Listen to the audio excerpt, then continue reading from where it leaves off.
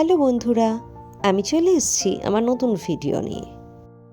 এবারে আমরা মানেভাঞ্জন থেকে রওনা দিলাম টুমলিংয়ের উদ্দেশ্যে। আমাদের প্রথমেই বলেছিলাম এবারের উদ্দেশ্য ছিল একটু বরফ দেখা। মাত্র 2 দিনের সফরে আমরা যে এত সুন্দর করে বরফ দেখতে পাবো এটা কিন্তু আমরাও এক্সপেক্ট করিনি। যাই হোক, চলো রাস্তাটা একটু দেখে নেওয়া যাক। মানেভাঞ্জন থেকে টুমলিং যাওয়ার পথে ফার্স্ট আমরা চিত্রে হয়ে গেছিলাম।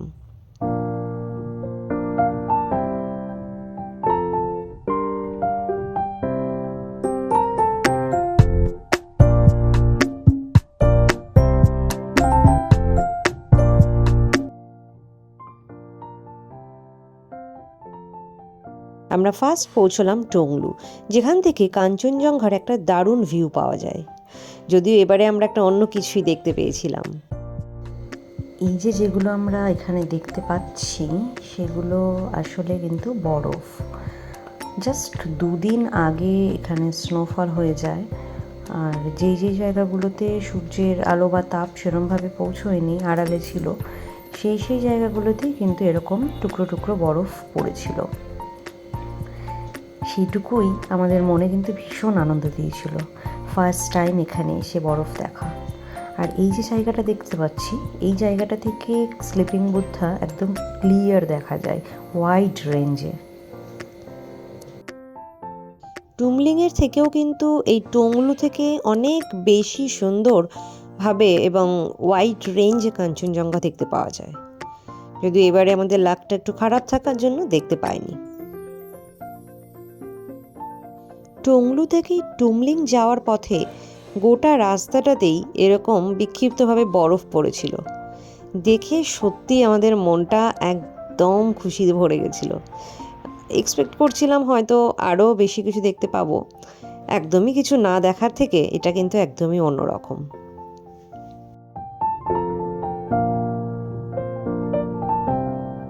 অবশেষে আমরা টুমলিং এসে পৌঁছলাম। বাদিকে এই যে নীল রঙের বিল্ডিংটা দেখা যাচ্ছে, এটাই হচ্ছে সিদ্ধার্থ লজ, যেটা আমরা বুক করেছিলাম। আমাদের বুকিং কিন্তু সিদ্ধার্থ লজেই ছিল। যদিও আমরা ড্রাইভার দাদাকে বলেছিলাম যে একটু আমরা বুক করার সময় একটু বেশি টাকা দিয়ে বুক করেছিলাম, কালীপোখরি অবধি বুকিংটা আমরা নিয়েছিলাম মানেভাঞ্জন থেকে। কারণ আশা করেছিলাম টুমলিংয়ে যদি বা বরফ নাও পাই, কালীপোখরির দিকে অ্যাটলিস্ট বরফ পাবো। তো হোমস্টেতে আমরা চেক ইন না করেই আগে আমরা কালীপোখরিটা ঘুরে দেখে আসলাম। কালীপোখরি যাওয়ার জন্য এই রাস্তাটা দিয়েই যেতে হবে। কালীপোখরি সান্দাকফুর জাস্ট একটা স্টপেজ আগে বলতে পারো। আর এর মাঝে টুমলিংয়ের পরে নেক্সট যেটা হল্ট সেটা হচ্ছে গৈরিবাস। তো গৈরিবাস যাওয়ার রাস্তায় এই এত সুন্দরভাবে চারিদিকে এরকম বরফে পুরো ঢেকেছিল। আমরা এতবার নর্থ বেঙ্গল এসেছি, সিকিমে বরফ পেলেও কিন্তু নর্থ বেঙ্গলে এসে উত্তরবঙ্গের কোনো জায়গায় কিন্তু এত সুন্দরভাবে বরফ এই প্রথমবার আমি দেখলাম। এবং সত্যি এটা আমাদের কাছে ভীষণ আনএক্সপেক্টেড।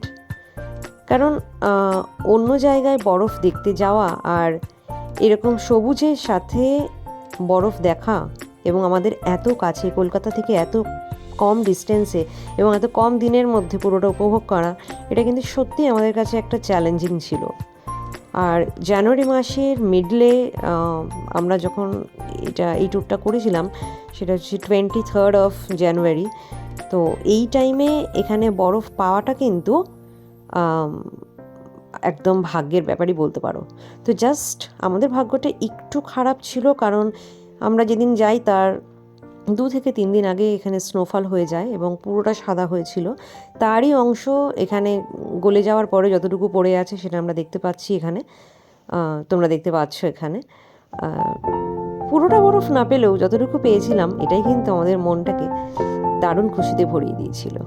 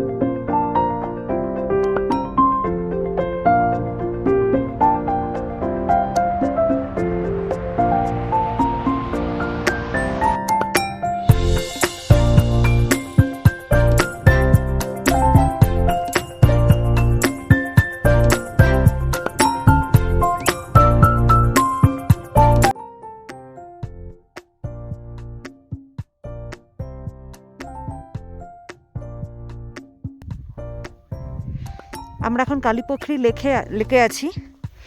চারিদিকটা পুরো কুয়াশায় একদম ভর্তি হয়ে গেছে। মনে হচ্ছে আজকে স্নোফল হওয়ার চান্সেস আছে, প্রেডিকশান আছে, জানি না কি হবে। সামনেটা কিচ্ছু দেখা যাচ্ছে না, ক্রমশ ডেন্স ফগে একদম ভরে গেছে।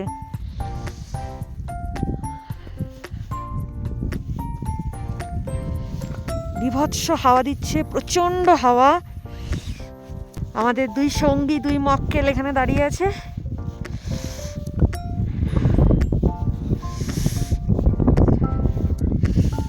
ওরা তাকাতেই পারছে না, চোখ দিয়ে জল বেরিয়ে পড়ছে। শুধু দুটো চোখ দেখা যাচ্ছে, নাথিং এলস। এই রাস্তাটা সান্দাকপুর দিকে যাচ্ছে, কিন্তু আপাতত এইবারের জন্য আমরা এখানেই আমাদের স্টপ। এখান থেকে আমরা আবার টুমলিং ব্যাক করে যাব।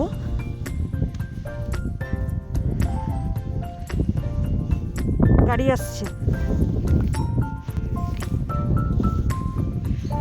ওই পাশটা নেপাল।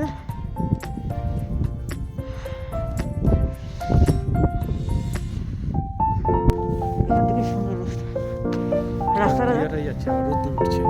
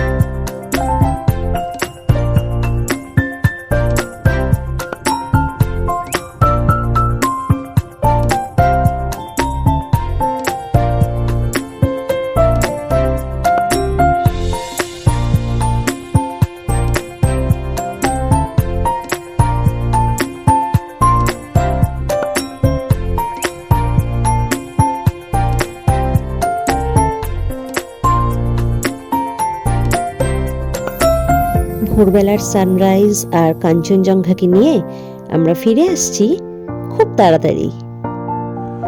Till then, by.